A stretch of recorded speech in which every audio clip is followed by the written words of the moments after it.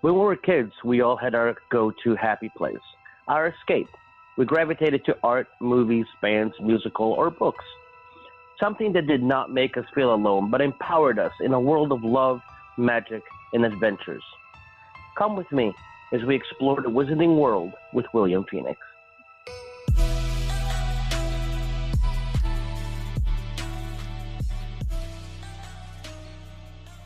Hello, everybody, and welcome back to the 9th installment of Wizarding with William Phoenix. Thank you so much for joining us yet again. We have had quite a adventurous, fantastic, magical journey so far. Very lighthearted, very easygoing. And I will let you know now, today's episode will probably be a little bit more dark. No pun intended. More serious, but still with very much lightheartedness behind it. But it will touch on one or a couple of the darker sides of the wizarding world. And we can't always just talk about the light, but we also have to talk about the dark. And in joining me in doing so is my wonderful friend Leah. Hi. And we are going to be talking about Death Eaters and what is called purebloods, mudbloods. Well, nobody cares about the muggles. But there have been quite a bit of people in the fandom that have looked down upon on anybody that enjoys or liked the whole dark aspect of wizarding, and comparing, and I understand it because, you know, totalitarianism. What she said, thank you, is never a good thing, because you always want to try and be like a mixed bag of things. Because when you're a mixed bag, you can learn and you can teach without being, you know, feeling like you're sticking your nose up in the air. So don't think that I'm sitting here defending, you know, all the Death Eaters and whatnot. And I'm more on the defensive, where having been one of those that got tattooed, and I got not only the Deathly Hallows, which my version is the death with the wand, the resurrection stone, and the invisibility cloak, but I also have a dark mark on my left arm. Now, I got it for several reasons. One reason I got it is because I have a fascination with skulls and snakes, and the combination of the two, especially when I have the screen version, for the record. I don't have the book version. And when I saw it on screen, I absolutely loved it. But I also waited, and I didn't wait just a few weeks or a few months. I waited 5 years to get it. The reason why was because, A, I didn't want it, or at the time think that Harry Potter was just going to be a fad and get a tattoo. None of the tattoos I have on me are what I considered fad tattoos. They all have significance, or they're all from pop culture reference that people can get and understand, and it's something that will live on and has meaning to me. So I waited about 5 years, and then I waited, when I finally decided I was going to get it, I waited an additional year to, get it priced, to really think about it, and then I finally got it. Now, there has been the connection that the Death Eaters and the I can't think of the word right now. The only word I can think of right now is mudblood. But the purebloods are basically the Wizarding World version of Nazis, or in some cases that I've also heard, members of what would be considered like the KKK clan. So let me start by asking you this, Leah. Do you believe that is? Do you believe that connection? Are you one? And I haven't asked you this. I can't believe this is how I do this. I go in blind because I had all this time to ask her. What is your take on it? And I haven't asked her, so I'm about to find out with you guys what her take is. But what is your take on the whole Death Eaters in the comparison? So I believe it's interesting because and this might be an unpopular opinion, prepare yourselves, I believe there's something to be said about this idea of change in the world, and Death Eaters feeling like the relationship between Muggles and wizards is changing, and Muggles and wizards are, in relationships, they're marrying, and maybe Death Eaters don't like that, and they want to keep that semblance of power over who is a wizard and who is a Muggle. And so, do I agree with Death Eaters? No, but I think there's something to be said about them trying to understand the world, and their way of understanding the world is we believe wizarding should be kept pure. And I believe that's the same in terms of the KKK, in terms of Nazis. There's this idea of power and keeping your understanding of the world the way it is. They don't take change well. Yeah, they don't. So, we can spend all this time discussing political ideology and the similarities. I mean, we'll discuss the similarities between the political ideology of the Death Eaters and Nazis, the KKK. But I do believe, my take on it is a lot about power and keeping that power and keeping that idea of the world around you the same. It's about, these were people who, in the 70s, when Voldemort had his first reign of power, they were drawn to him because they wanted some idea, they wanted someone to follow, they wanted someone to tell them, well, this is what the world looks like, and they followed him. Same with the Nazis, same with the KKK. So I think it's a lot about power, a lot about how you view the world, a lot about finding your place when you feel like everything's changing and you don't know where to go. So do I sympathize with them? Some of them. I'm gonna be honest. But yeah, what do you think? I haven't asked you about your take either. So I understand where people get the connection because, like you were saying, they, whenever you're an extremist. Extremist? Thank you. I'm not Englishing well today, and I'm sorry. Being on the extreme, it may not usually end up being, life is not black or white. Life is not, light or dark. Life is not, obviously just Muggle or wizard. Like I was saying before, it's a mixed bag. And when you feel like it has to be either or, in just about any fandom that you can think of, and right now what's coming to mind also is the Star Wars fandom, where, there's Obi-Wan that is talking to what will become Darth Vader about, only the Sith thinks in extreme. That in itself, he's being kind of a Sith, because he's saying, if you think in extreme, you must be a Sith, which is an extreme moment, which makes you think, wait, in that moment right there, he's being extreme himself. So, we all have a little darkness in us. We all have a lot of light. We obviously want to have more light than dark. Dare I say we're all a little bit racist? R.I.P. Avenue Q. R.I.P. Avenue Q. But, I mean, you can. We all have those moments. It's a Broadway show reference. I'm not saying we're all a little bit racist. But, like I said, I did not get the dark mark because I believe that wizards and witches should all be purebloods, and that if you're half and half, or a mudblood, you don't belong in Hogwarts or the wizarding.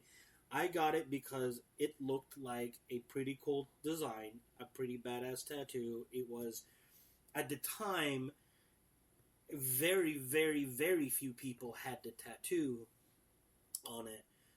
So it wasn't something like, the Deathly Hallow that everybody has, or the wand that, Harry's wand, or his glasses with the bolt. I was looking for something that was very relatable to Harry Potter, that people that saw it and would get it, but not that it was something that everybody would have. I'm a Slytherin, and at the time it was like, oh, the Slytherins were bad and whatnot. And I'm like, I might as well just embody the whole the stereotypes of being Slytherin and being a Death Eater. So I'll get the tattoo, and I got it where in the movies or in the books it says it should be.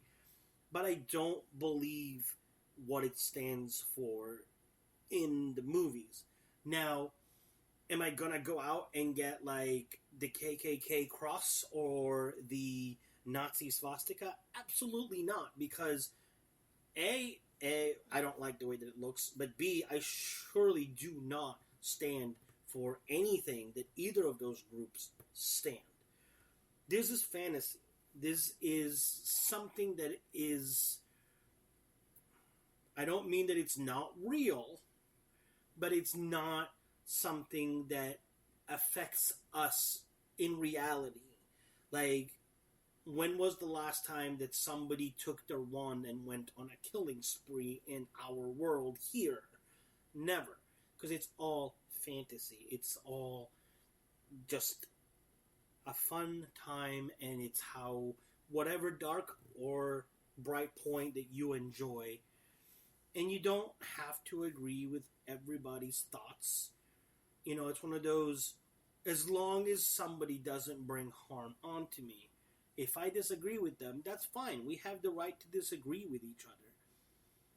But as long as we just leave it in thought. If we start acting on it, that's a whole different ballgame.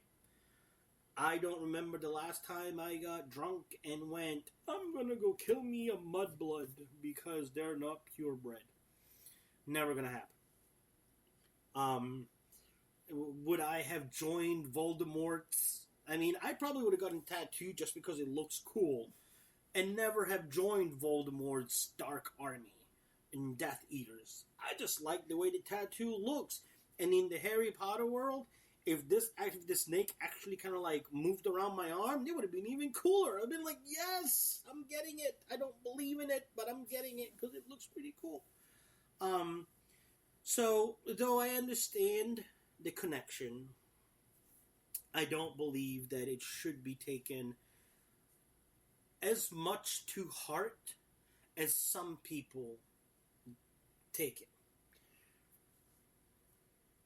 Yes, I will say, I think what is so great about the Harry Potter books and what we should remember is that J.K. Rowling talks about things that are fantastical, but she also makes us think about our actual lives. And so when we're thinking about the Dark Mark and we're thinking about the Death Eaters and we're thinking about how terrible it is, we should remind ourselves that there are people in the world who would wish certain groups of people harm. And even though we don't have wands and broomsticks and phoenixes and unicorns, we should fight back just like Dumbledore's army did.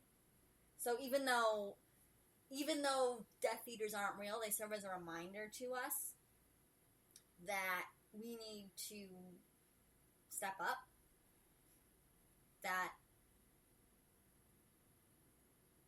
I wouldn't be surprised if when J.K. Rowling was writing Harry Potter and she was writing about the Death Eaters and she was thinking about the history of this group, she drew upon Nazi Germany or the Ku Klux Klan. She draws upon a lot of historical and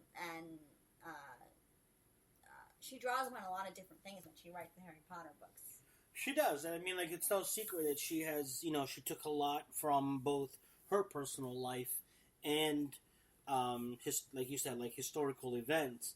I just think that when you take something that's meant for, not meant, but geared, especially at the beginning, towards kids and preteens and teens, and you become so hardcore about, you can't like a certain thing because it represents this or it represents that. To me, you're just kind of maybe taking it a little bit too much to the extreme. It's like saying, let's say in Star Wars, it's like saying, you cannot have a red lightsaber because a red lightsaber represents the Sith, and the Sith are bad, and they represent everything that's wrong with Star Wars and negativity and the hatred, and they represent, a hate group, so therefore you cannot have a red lightsaber. Why not?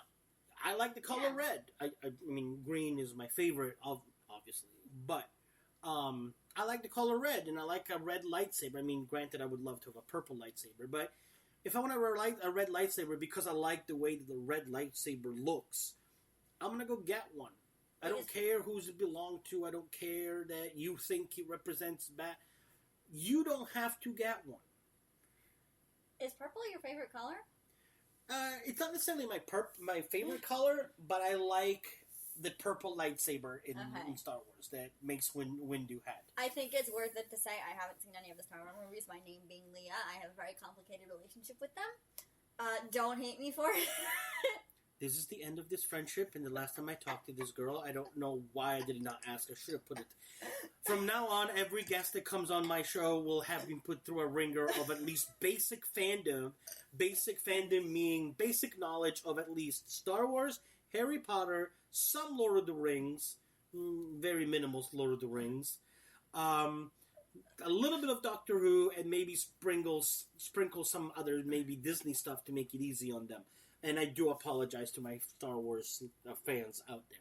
I love Star Wars fans. I have many friends who are Star Wars fans. I'm just not a Star Wars fan. I'm sorry. You were saying the way that came out, it sounds like No. It's like, I'm not racist. I love black people. I have a lot of friends that are black people, but I'm just not racist. And this ties back into what we're talking about. But yeah, which basically I have a lot of Muggle friends and mudblood friends and pureblood friends. I'm not going to go out and hunt them because they're not Slytherin or because they're not pureblood. It's a tattoo, people. And it's, something has to symbolize it. Had it been something that I don't like, I may not have gotten it. I probably would not have gotten it. Had it been like, I don't know, something that resembled this swastika, I sure as hell would not have gotten it. I don't care how much I thought it would look cool. I'm like, I'm not going to go out and get it. If it has no appeal to me, I will try and find something else that I can spin as my own and make it mine. Or get it tattooed on me. But it's one of those, if you don't like it, you don't have to get it. You don't have to. But don't sit there and try and belittle somebody else because you feel and your thoughts are, oh, it's negative. It's what life is negative. You go through good times, you go through bad times. How you come out of them makes you stronger or makes you weaker, depending on the situation and how you decide to get yourself out of it. But at the end of the day, it's a fandom. At the end of the day, it's something that's supposed to be fun, and some people are going to like the light side, some people are going to like the dark side. It's like saying, I can't be friends with you because you're a Slytherin. I can't be friends with you because you're a Gryffindor. That's not what the Harry Potter fandom is about. And because somebody just gets a tattoo that you may not like, or you may think, see it as representation of something, it doesn't make that person a bad person. If you get to know them and they're just spewing hatred towards people, that's a different story. Then it's like, okay, maybe there is something more that needs to be dug and be careful with. But if somebody just sits there and tells you, I got the tattoo because I like the tattoo, not because I necessarily like what stands behind it, in a fantasy world, not in a real... Again, I don't want people thinking, oh, well, then I can get a swastika because I like the way the swastika looks, but I don't believe what's behind it. But what's come behind it is reality. 6 million Jews, over 10 million people and counting have died. 12 million. 12 million, I'm sorry. Over That's 12 okay. million and counting have died at the hands of the people that wore and believe in what the swastika is. Nobody has truly died at the hands of somebody that has, as far as I know, a dark mark on their arm. So, I thought you were going to say something. That's why I was like, I stopped. No, somebody has died at the hands of someone with a dark mark. My mother was killed by someone with a dark mark. How dare you? You just said your mother was alive. My mother is very much alive. I love her very much. Just to clarify. Hi, Leah's mom, in case you hear this. She's behaving very well. She's not doing anything you would not be proud of, or that I would admit on the microphone.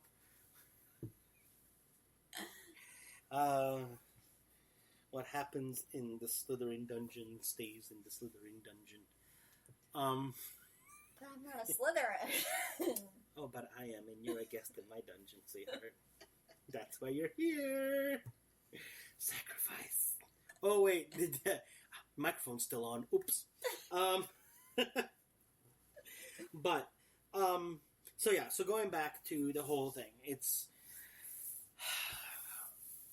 all fantasy, it's all play, and, it's just, like I keep saying, like, I understand the connection, and everybody has the right to feel how they want to feel. I'm not taking that away from somebody, but there have been times with people that I considered friends, and also strangers, that when they saw it, they got taken aback, which I'm used to, like, people playfully doing it because they're like, oh, you're a Death Eater, you must be bad, it's like, please. But these people were, like, serious. These people got this look of, like, utter, like, almost, like, hatred. Like, how dare you have that tattoo?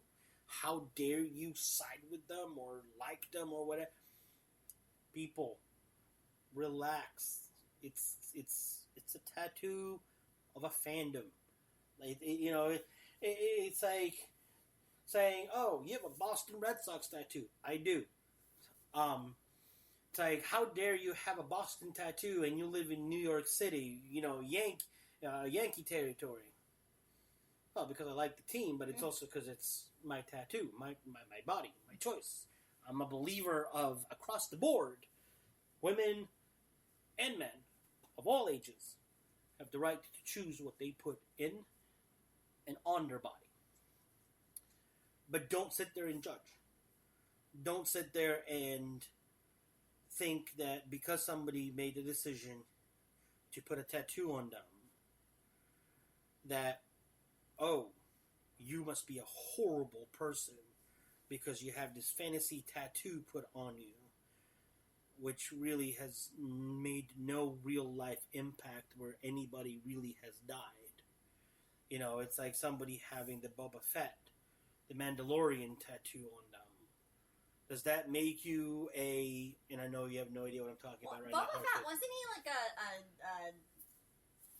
Impress me, child. Impress me. How do I word this? Bounty hunter. Oh, he was? Yeah, he was a bounty hunter.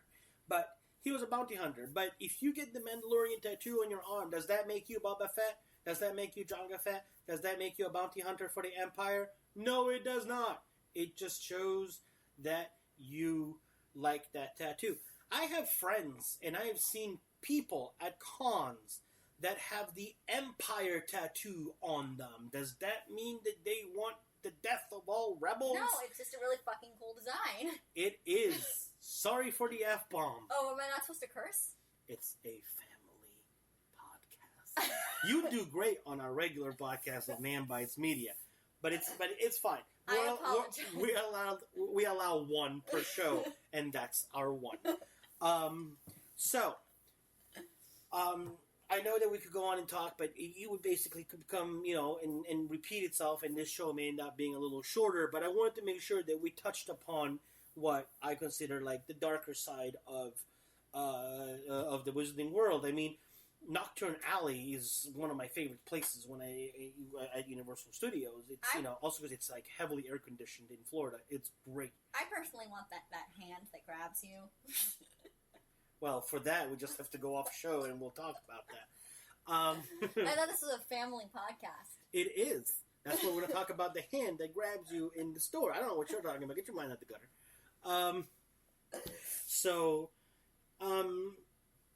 As long as you, like I said, if you bring no harm to others and you playfully play, somebody has to play the bad guy. Somebody has to be Voldemort. Somebody has to be the follower of Voldemort. Somebody has to be Snape.